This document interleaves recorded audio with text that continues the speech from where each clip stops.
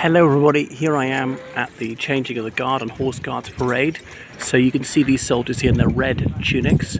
They're part of the life guards. So they're metal breastplates, some gold epaulets, frogging. Look at their helmets, sort of 18th century uniforms, and those are jack boots wearing like there. Look how big they go at the side. So all riding black steeds, some with white socks.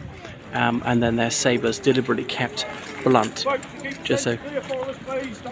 And then over here you see these soldiers here, their blue tunics, apart from that the uniform was identical, right down to the white gloves, and they are part of the Blues and Royals, so they're the blue tunics. Now let me see, I can zoom in on them. Although actually at the front of the saddle you see this black cloth, as it were, whereas on the other side it's actually white cloth they've got. Let me show you.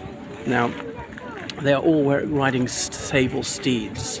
The only colour discrimination in the British Army pertains to horses. So troopers ride black horses, officers ride white horses. So you can tell at the distance is this an officer approaching or a trooper, as in an ordinary cavalryman. And then look up here, the Union flag. I don't know why it's a half-mast. The Queen's funeral's over, so you think the period of mourning is over. And here is the flag of the Brigade of Guards, which includes 2 cavalry regiments, the Blues and Royals, that's 1 regiment. The Life Guards is another regiment. And then in order of foundation, the Foot Guards regiments, the Coldstream Guards, the Grenadier Guards, the Scots Guards, the Irish Guards and the Welsh Guards. Okay, so here we are. This area is called Horseguards Parade, and this is the entrance to a royal park. It's that archway marks the entrance to the royal park. So this is St James's Park because it abuts onto St James's Palace. And here are officers of the law on horseback. They're keeping people safe.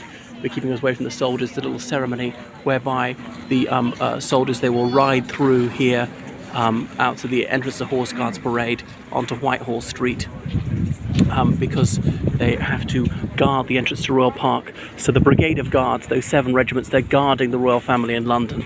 2 regiments of Horse Guards and 5 regiments of Foot Guards. So they're known as the Household Division, or else the Brigade of Guards means the same thing.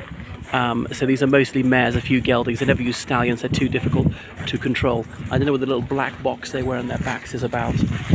So every day about this time, about 11:30, you see this taking place. There was also a change in the guards, mostly Foot Guards, at Buckingham Palace.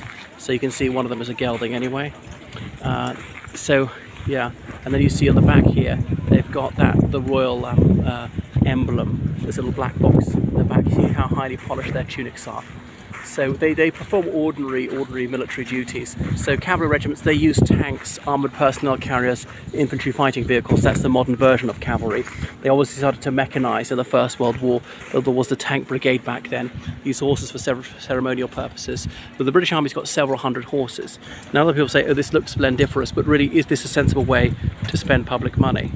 Anyway, behind those horse soldiers there, those green trees, that is the garden of 10 Downing Street, the Prime Minister's residence. That's where Boris Johnson notoriously held that garden party in May 2020 in the deepest depths of lockdown. One of the things which eventually contributed to him losing his premiership. So they're going to ride through that arch in a bit, and you'll always see 2 soldiers through here, out there facing onto Whitehall. You can't see them from this angle. Because Queen Victoria once turned up unannounced in the 19th century for a snap inspection. She found the soldiers lazing around, chatting and smoking. So she said, right, this is outrageous, your lassitude, punishment parade. So every day from about 9 in the morning to about 5 in the evening, you'll be on punishment parade in your full ceremonial uniform. And so ever since they've done that, there's been no rescission of that order for over 150 years. Even the Second World War, they've got to do this 7 days a week, 365. And so tourists walking down Whitehall are often very discomposed and discombobulated to see them. So we see some firearms officers in case there's a terrorist attack here. So, well, what are we waiting for? Some officer on a white horse will come along in a bit and tell them to come out. And so the tourists, they do like to see this.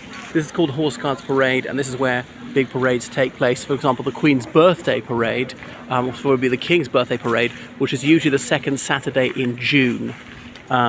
So it's not her, that's her official birthday. actual birthday was 21st of April.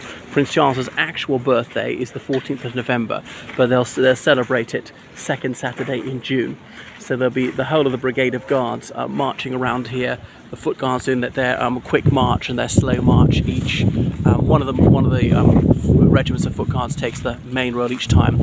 So they're one battalion each, and roughly 500 soldiers for each of the regiments of Foot Guards. I think these two cavalry regiments are rather smaller. I don't know how many squadrons they've got. So a squadron of cavalry. Trooper is the lowest rank, and there's corporal of horse, rather just corporal. There's cornet, one of their junior officer ranks, and so on. I don't understand the rest of it. So they've got their, oh yeah, I can see their scabbards there. Some of them would go along with a pole axe in case one of the horses was going mad or someone was trapped under the horse, to cut a horse's leg off or something like that, or drive a spike through the horse's temple to kill it if it was running amok. Anyway, and then over there you can see the Guards Memorial. Let me zoom in on this one. How do I do the zoom? I can't see the zoom function anymore. Dead ahead, that big stone slab with the 5 soldiers as in for the Foot Guards regiments in order of foundation. And on Remembrance Day that afternoon, there's a ceremony for them.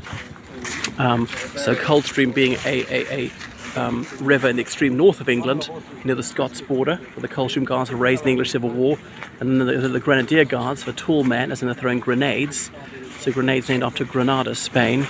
And then the Scots Guards, as in from Scotland, the Irish Guards founded in 1900 during the Second South African War, the Boer War, when Queen Victoria came to Ireland, and the Welsh Guards founded in 1915 during the First World War. So those are the 5 regiments, and their motto is Septem Juncta in Uno, which is Latin for 7 joined in 1. But they have ordinary military uniforms they wear when they're carrying out ordinary duties. Prince Harry was in one of these cavalry regiments. I have a feeling he was in the Blues and Royals. There used to be 2 separate regiments, the Blues and the Royals, but in 1968 they were amalgamated to one, the Blues and Royals. So presumably it was Octem Juncta in Uno. There were other cavalry regiments. So they've amalgamated regiments, put them in suspended animation, they've expanded regiments over the centuries. So something will get going here.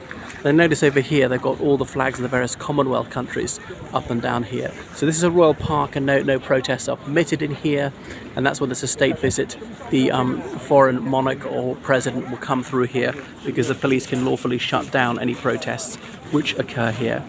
Anyway, so waiting for things to get going, and they'll be hanging around inside this building when they're waiting to get onto their horses.